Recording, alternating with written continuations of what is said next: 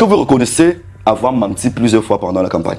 Sur quoi? Peut-être sur certains sujets, parce qu'on vous a accusé d'avoir falsifié les procès-verbaux et autres pour les publier. Est-ce que vous reconnaissez avoir menti, peut-être sur certaines arrestations, sur certaines informations pendant la campagne pour discréditer vos concurrents? Non, vous savez, dans le jeu politique, il y a un peu de sarcasme dans ce que nous faisons. Il y a un peu de sarcasme. Et moi, je suis très doué là-dedans. Raoul, est-ce que vous reconnaissez avoir menti? Je dis qu'il y a beaucoup de sarcasme dans ce que nous faisons.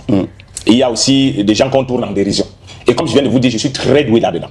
Je peux avoir la prétention de te dire que dans le monde du sarcasme journalistique, je suis le meilleur. J'essaie de tourner les gens en bourrique. Ça veut dire que vous êtes doué pour inventer des histoires. Je suis doué pour tourner les gens en bourrique. Je suis doué pour faire du sarcasme sur les gens. Donc, je suis doué pour distraire aussi l'opinion. Donc, j'ai tous ces atouts. Oui, je les ai travaillés ailleurs. Et donc, pendant la... Il dit oui, il a menti. Non, je n'ai pas dit que j'ai dit que je suis doué pour tourner les gens en bourrique. Je suis doué pour faire du sarcasme. Je suis doué aussi pour distraire les gens. Oui. Et donc, pendant l'élection présidentielle, pendant la crise post-électorale, il fallait aussi utiliser tous ces talents parce qu'on était dans un moment de crise. Les gens allaient dans la rue, les gens faisaient des casses, les gens brûlaient des choses, les gens mouraient. Pifo. Donc, à un moment, il fallait trouver les voies et moyens pour stopper les gens. D'accord, super, ok. De toute façon, vous avez su... Pour sauver la vie des individus, s'il faut mentir pour sauver la vie des individus, il faut mentir. S'il faut tourner les gens en dérision, il faut le faire. Donc, pendant la crise post-électorale, il fallait tout faire pour empêcher aux jeunes Camerounais d'amener le pays vers le chaos parce que personne ne gagne. Nous qui avons la chance d'avoir déjà fait 26 pays, n'en déplaise à ceux qui ne voyagent pas, nous sommes allés au Soudan, nous sommes allés à Goma, je ne sais pas si vous ne voyagez pas, puis tant pis pour vous. Nous sommes allés partout, on a vu ce que ça veut dire d'être dans un pays en guerre. D'accord. Alors, pendant la campagne électorale, Raoul Christophe Mbiya, par ses sorties, à mon humble avis, a suffisamment menacé les influenceurs. Alors, Raoul, quel était le but de ces intimidations? Donc, j'avais identifié certains influenceurs, je préfère qu'on utilise le terme certains, comme ayant participé à la campagne présidentielle de façon voilée. Vous avez des influenceurs qui ont donné des consignes de vote. Vous avez des influenceurs qui ont partagé les affiches des candidats. Vous avez des influenceurs qui faisaient même des vidéos pour indiquer que en 43 ans de règne de Paul Biya, il n'y a rien eu, il y a des trous partout, il y a des... Ça, ce sont des influences politiques. Ça peut vous paraître anodin, mais je vous dis que ces prises de position publiques influencent l'opinion. Et donc, moi, j'avais identifié cela. Que ces gens, nos amis les blogueurs, je préfère dire ainsi, les blogueurs, sont en train de jouer un rôle très important dans le cadre de cette élection présidentielle. Et ils sont en train d'influencer l'opinion. Comme nous autres, nous avons dit à Mondo Vision que nous sommes des propagandistes politiques pour le compte du RDPC. À partir de ce moment, personne ne me fera un procès d'avoir utilisé mon image, mes plateformes pour faire la propagande. Parce que je l'ai dit dès le départ. Et vous l'avez assumé. Et je l'ai assumé. Donc, vous reprochez le fait que certains influenceurs ont fait une campagne sans assumer. Je leur reproche l'hypocrisie. Oui. Je leur reproche d'être des politiques qui se cachent derrière le blogging. Et c'est pour ça que je suis venu leur dire, les amis, en voulant ramasser le caillou, l'oiseau, vous avez vu, il y a des gens, tout le monde n'est pas aveugle. Il y a des gens qui voient. Vous savez, sur Internet, on veut taxer tout le monde d'idiot, on veut taxer tout le monde d'abrutis. Non, vous savez, ce n'est pas parce que les gens nous insultent sur Internet que nous sommes des abrutis. Pifo.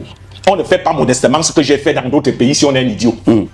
On n'arrive pas à arriver au petit niveau où j'ai été dans d'autres pays si on est un idiot.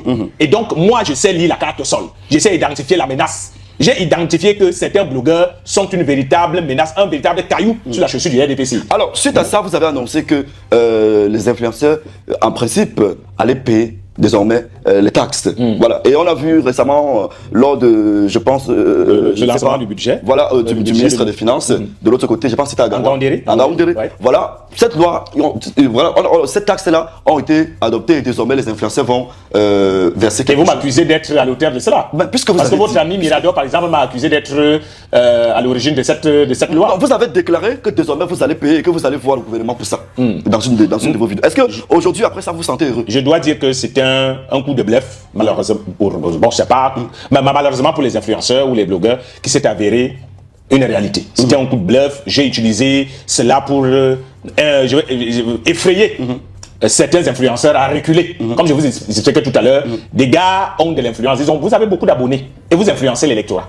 Et donc, face à ce que nous étions acculés, déjà par l'opposition qui a tellement d'arguments pour assommer le RDPC, et vous, qui êtes venu vous mettre du côté de l'opposition sans le vouloir de manière hypocrite, il me fallait trouver quelques éléments pour vous effrayer et vous freiner. Alors, et donc, j'ai été inspiré de dire qu'il faut qu'on impose les taxes, parce que c'est de là que vous influencez l'élection. D'accord. Et malheureusement, ou heureusement, je sais pas, heureusement pour les impôts, ça s'est réalisé. Malheureusement pour eux, les impôts ont estimé qu'il fallait s'y pencher. Ce que vous devez savoir, Pifo, c'est que, et là vous comprenez que le gouvernement écoute quand même tout ce qui se dit et tout ce qui se fait. Pendant la campagne électorale, si vous êtes heureux. Non, je ne suis pas heureux dans ce sens parce que je l'ai dit, on était dans le game, on était dans le game politique. C'est pour dire que pendant la campagne électorale, il y a eu des revendications qui ont été posées. Il y a eu des cris. C'est pour ça que vous avez suivi le discours du président. Il a dit, il a compris que les jeunes réclament beaucoup plus de place dans la sphère décisionnelle du pays. Et les femmes. Ça veut dire que le cri de la jeunesse a été entendu. On attend tous le remaniement de voir si le président va respecter ce qu'il a dit. Mais c'est pour dire que pendant cette crise ou alors pendant cette élection, il y a eu beaucoup de choses et le gouvernement prenait aussi ce qu'il estime bon. Et on dit prendre ce qui est bien, rejette ce qui est mauvais. D'accord. Donc peut-être qu'ils ont estimé que cette mesure de collecter l'impôt sur Internet, je ne sais pas comment ça va se passer. Mais après, je ne vois toujours pas l'importance de ça. Du moment où ces jeunes, pour la plupart, c'est des jeunes qui viennent des familles très pauvres, qui essaient de se battre sur les réseaux. Oui, mais quand on est des familles pauvres et qu'on vous voit vous exhiber avec des sommes d'argent, on voit vous acheter des billets business class pour Dubaï, on voit vous... oui, c'est aussi... Le problème, c'est aussi ça. L'État vient chercher quoi là? Il vient récupérer quoi là? Il a ses L'État fait... Mais Raoul, le Cameroun n'est pas monétisable. Non, arrêtez avec vos affaires de monétisables là. Oui. Lorsque les mototaxis payent les impôts, vous pensez qu'ils gagnent combien? Lorsque les mamans, nos mamans, ma mère était Bayam Salam, qui font du Bayam Salam là, elles payaient le ticket au marché tous les jours. Font cela. Non, elles payent les impôts. Nos mamans. Qui ne payent pas les impôts dans ce pays, qui mènent une quelconque activité. Et vous êtes là en train de brandir l'histoire de monétisation. Pourtant, on vous voit faire les publicités sur Internet. Où va l'argent de cette publicité? De toutes les façons. Arrêtez avec vos affaires de si vous dites que l'État prend chez les Bayam Salam, l'État a construit les marchés, goudronné des routes où elle se pose et autres. Oui. Mais l'État n'a pas créé quelque chose sur lequel les influenceurs viennent. L'État ne vous donne pas la fibre optique. La fibre optique, il paye pour avoir la connexion. L'État, vous pensez que les mamans... Et cette fibre optique n'est même pas de qualité, s'il faut regarder. Non, bon, si vous êtes ingénieur en télécommunication... De toute façon, c'était une parenthèse. Ce que j'ai dit, c'est que non, ça ne peut pas être une parenthèse, parce que le débat, il est là, le débat, il est né, et les gens posent la question de savoir... Pourquoi est-ce que l'État doit prélever les taxes alors que le pays n'est pas monétisable? Et vous le dites, vous tous, rendez d'abord le pays monétisable et on verra comment on va payer. Non, vous faites des publicités, pas tout le monde. On voit, vous faites des... L'État n'est pas du... Vous croyez que Moutazé ne regarde pas Internet? Vous croyez que tous les fonctionnaires du ministère des Finances et de la Direction Générale des Impôts n'ont pas Facebook? Non, ils voient comment vous faites... Pause, Pifo. Parfois, ils sont très présents. Pendant que tes amis blogueurs m'insultaient pendant ma vidéo là, il y a une dame là qui a fait 3 fois la pause publicitaire. Votre peau pour avoir une peau bien, pour avoir les... D'accord. Voilà. Alors, on va pas s'attarder là-dessus. Alors, une véritable guerre des titans a vu le jour pendant cette campagne électorale. Une guerre qui opposait le clan du RDPC au clan du FSNC. Voilà. De l'autre côté, on avait Raoul Christophe Mbia, NS Obama, Bruno Bidjan, je crois, les Serge Tamba, Paul Desimbia et autres personnes qui étaient très actives sur les réseaux. D'un autre côté, on avait Sumento, Paul Chouta, Général Bansero, Boris Beton et autres. Alors, aujourd'hui, s'il faut faire le bilan, qui laissons les histoires politiques, j'appartiens à tel parti. D'après vous, s'il fallait regarder la personne ou alors le clan qui a gagné,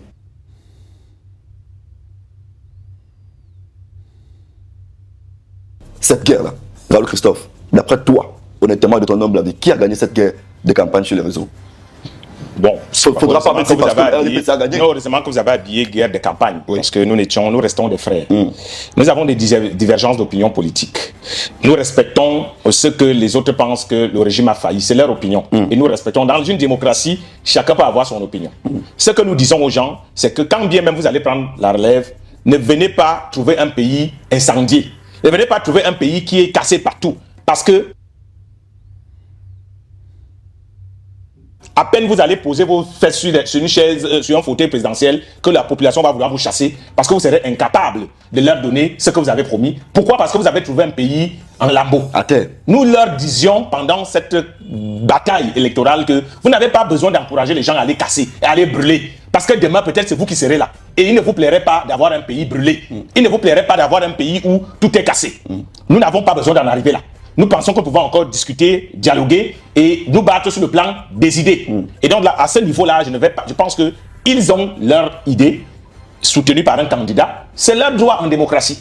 Ce que nous leur demandons, c'est de respecter aussi le fait que nous aussi, nous ayons un camp. Vous savez, je me méfie même des gens neutres. Je voyais une publicité à l'époque, j'étais plus jeune, qu'on passait avant la Ligue des Champions. Un monsieur qui était assis là avec des gens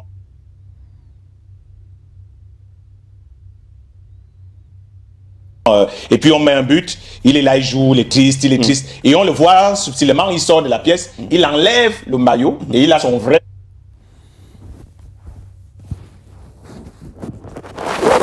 maillot, l'équipe qu'il supporte en bas. Mais moi, je me dis, dans la déontologie du métier journalistique, du métier de communication qu'on a fait, aucun journaliste n'est neutre. S'il faut regarder, chaque journaliste, naturellement, a un parti qui soutient, aucun journaliste mais ne l'expose pas. Moi, je me dis... Oui, il y en a qui décident de ne pas exposer, mais je dis...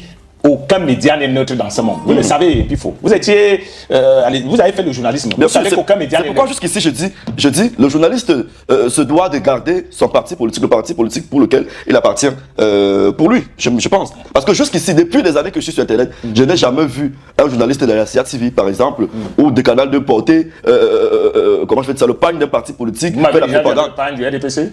Moi, je me dis, je n'ai jamais vu, à part, je peux me tromper. Le pagne du RDPC. Non, je peux me tromper. Je vous ai dit tout à l'heure que pour ne pas faire d'amalgame, j'ai dit que je suis propagandiste politique. Là, on se comprend. Mais maintenant, puisque vous avez quand même évoqué les journalistes, j'ai dit tous les jours dans ce monde, quand vous regardez LCI, si vous n'aviez regardé que LCI, jamais Donald Trump n'aurait pu gagner l'élection présidentielle aux États-Unis d'Amérique. Parce que c'est une chaîne qui vous raconte en journée, Trump et les Américains l'aiment pas, il est au plus bas des sondages, c'est Kamala Harris qui va gagner. Ils sont ce qu'on appelle aujourd'hui les médias mainstream, qui font la propagande d'une idéologie. Ça se fait partout aujourd'hui. Et donc, parce que nous, on n'a pas encore atteint ce niveau, peut-être, de puissance médiatique. Donc, et quand aujourd'hui on a Internet, j'ai donc dit que je suis propagandiste. Parce que pour tenir tête à un gars comme Balsero, un gars comme Zumento et ses amis, il faut se mettre dans la peau de propagandiste.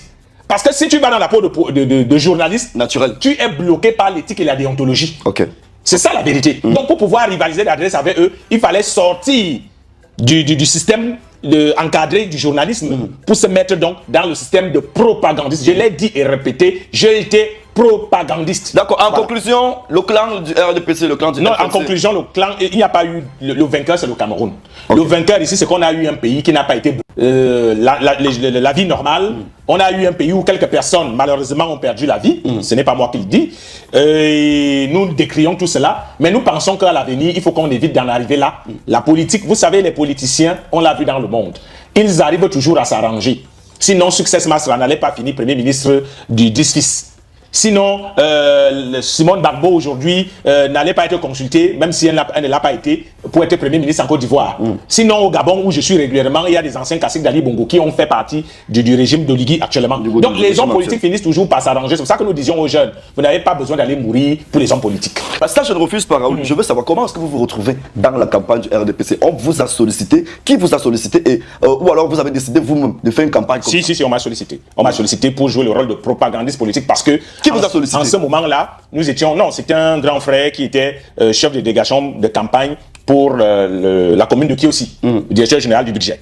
Oui. Ah oui, je me rappelle, vous avez commencé par... Vous m'avez vu là-bas, c'est là-bas que j'ai fait la campagne. Bien sûr. Donc, il a estimé que, vu ma manière de faire... Donc tout part de Kiossi. Tout part de Kiossi. Donc il m'a dit, voilà, mon jeune frère, parce qu'on se connaît bien avant, mon jeune frère, ça ne me dérangerait pas que tu te joignes à moi pour faire la campagne. Tu utilises ton talent.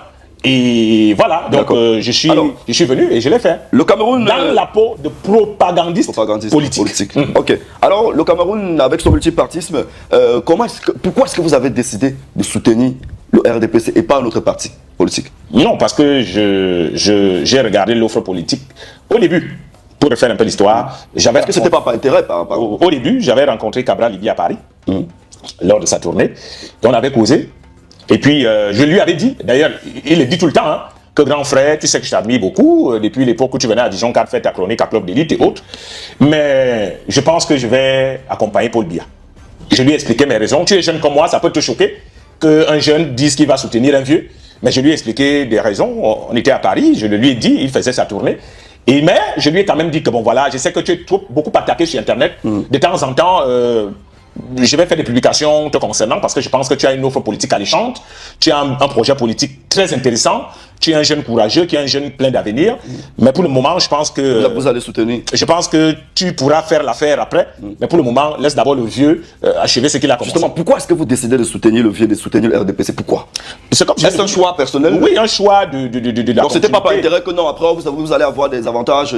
Mais Pifo, personne n'aurait pu imaginer ce qui allait se passer après le vote de 12.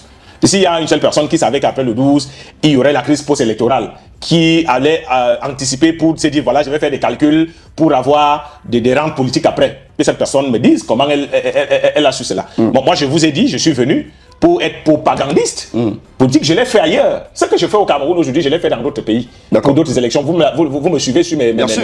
On a des comptes, vous regardez mes statuts. Je l'ai fait pour d'autres pays, dans un pays à côté là. Je l'ai fait.